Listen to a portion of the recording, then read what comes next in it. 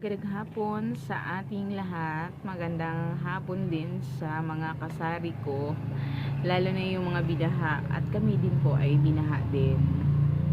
Pero nasa kalsada lang yung baha. Kung nakikita niyo po dyan yung kalsada namin, kalsada pala dito sa tiniran namin, ay para na pong dagat yan kagabi ng alas 12, mga 2:03, ay 12:03 pala.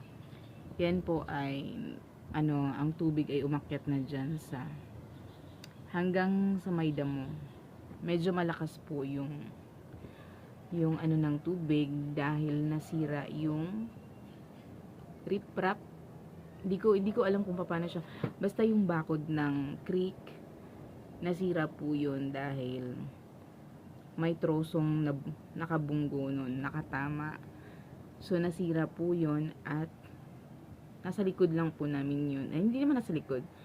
Kumbaga, malapit sa amin yun. So, yung tubig, umapaw na yung galing sa creek. Hindi masyadong malakas ang ulan kagabi. Dalawang araw kagabi. Linggo. Linggo baga kagabi? O, linggo.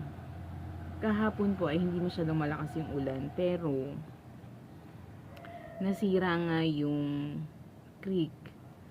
Kaya pumasok dito yung tubig.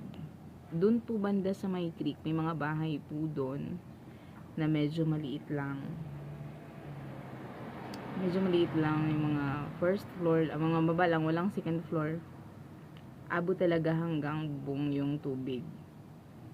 Kasi sobrang lakas po ng doon sa creek.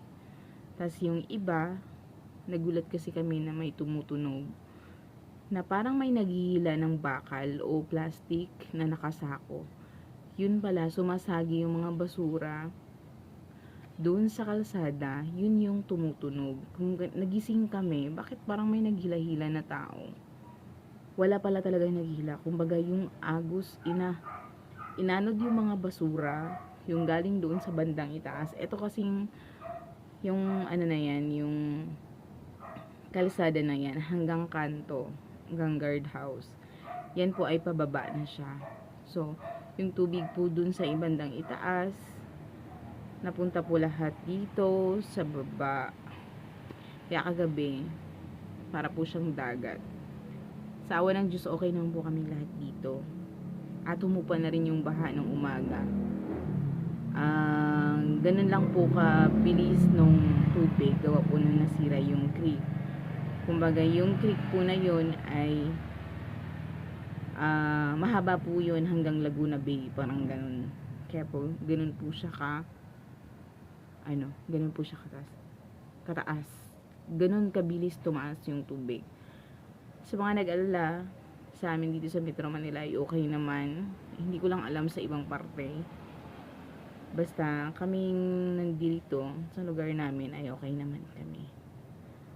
At medyo marami yung lumikas yung doon sa bandang creek. Lumikas sila dito sa clubhouse. Merong clubhouse po dito. Tapos may clubhouse po dito. At nagbigay po yung barangay na yung tent. Basta yung pansamantalang tulugan. Bigay po sila. So doon sila yung mga nakatira doon sa malapit sa creek.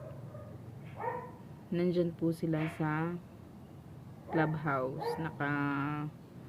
Naka-stay muna ngayon.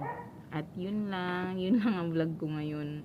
Okay lang po kami dito sa Metro Manila. Hindi ko lang po alam sa ibang lugar. Basta marami po kaming binaha. Pero sa ngayon po talaga,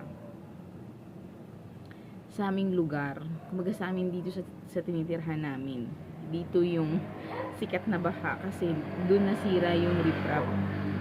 Hindi ko alam kung paano siya i-pronounce yung riprap. Basta yun yung basta bakod siya sa creek. Yun, nasira po yun. Kaya kami yung na sa baha. Yun lang, maraming salamat sa panunood. Ngayon pala ay ang oras ngayon ay mga alas 6 na siguro ng hapon. Oras na naman ng luto, pero nagluto na ako. Yun lang, bye-bye.